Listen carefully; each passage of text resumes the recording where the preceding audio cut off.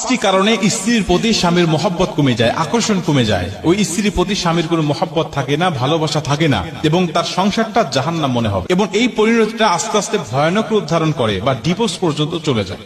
এজন্য মা বোনেরা খুব সাবধান, এই পাঁচটি অভ্যাস আপনার জীবনে থাকলে আজ থেকে আপনি পরিত্যাগ করুন। প্রথম নম্বরে, স্বামীর মুখে মুখে তর্ক করবেন না। যেই স্ত্রী স্বামীর মুখে মুখে তর্ক করে, ও যদি বিশ্ব সুন্দরী হয়, ও যদি উচ্চ শিক্ষিত হয়, তারপরেও স্বামীর অন্তরে তার জন্য কোনো জায়গা থাকে না। মনে রাখবেন, কোন পুরুষ মুখে মুখে তর্ক করা স্ত্রীকে মোটেও পছন্দ করে না। আর যদি কোনো স্ত্রী কালো হয়, কুচ্ছিত হয়, কিন্তু সে মুখে মুখে তর্ক করে না, স্বামী যেটা বলে সেটাই মেনে নেয়, স্বামীর আনুগত্য করে, ওই স্ত্রীর জায়গা স্বামীর কলিজার মধ্যে থাকে। এজন্য স্বামীর মুখে মুখে তর্ক করা, স্ত্রীর প্রতি স্বামীর আকর্ষণ কমে যায়, মহব্বত কমে যায়, এটা করা যাবে না। দ্বিতীয় নম্বরে, স্বামী যেটা বলে জিদ করে তার অন্য কিছু করা, উল্টাটা করা।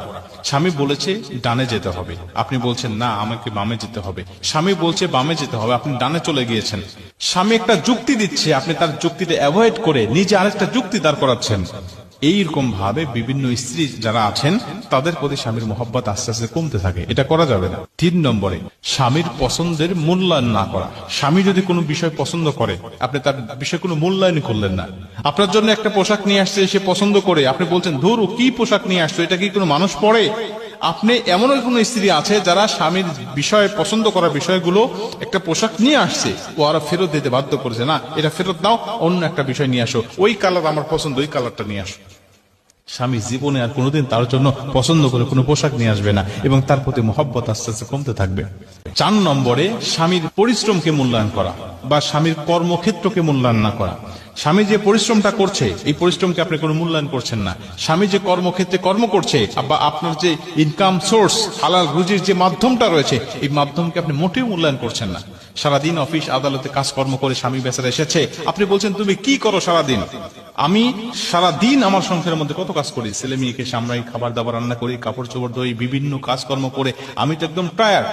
স্বামী অফিস থেকে এসে কিছু কাজ আপনাকে অর্ডার করেছে, আপনি সেটা না করে তার কর্মক্ষেত্র তুলে তুলে আপনারা গালিগালাজ করা শুরু করলেন বা খোঁটা দেওয়া শুরু করলেন, যে তুমি কি করো আমার বাসায় এসে, তুমি আবারও আমাকে বিভিন্ন ভাবে তুমি আমাকে প্রেশার ক্রিয়েট করো।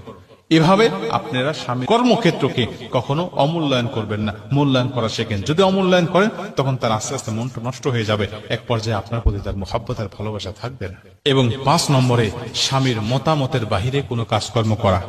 স্বামী একটা মত দিয়েছে, আপনি সেই মতামতের বাহিরে চলে গিয়েছেন। স্বামী একটা বিষয়ে আদেশ করেছে, আপনি সেই আদেশটা মান্য না করে আপনি অমান্য করেছেন। আল্লাহ রাসূল বলছেন, কোন স্ত্রীকে যদি আল্লাহ পাক মানুষকে সেজদা করা জায়েজ করত, তাহলে প্রতিটা স্ত্রীকে বলে দিত যেন তার স্বামীকে সেজদা করে। এটা আল্লাহ রাসূল এমনি এমনি বলেন নাই, কারণ সেজদা দেওয়া মানুষকে জায়েজ নাই। তাহলে নবী বললেন কেন? বললেন শুধু একটা মাত্র কারণ, সেটা হলো স্বামীর হক, স্বামীর গুরুত্ব বোঝানো।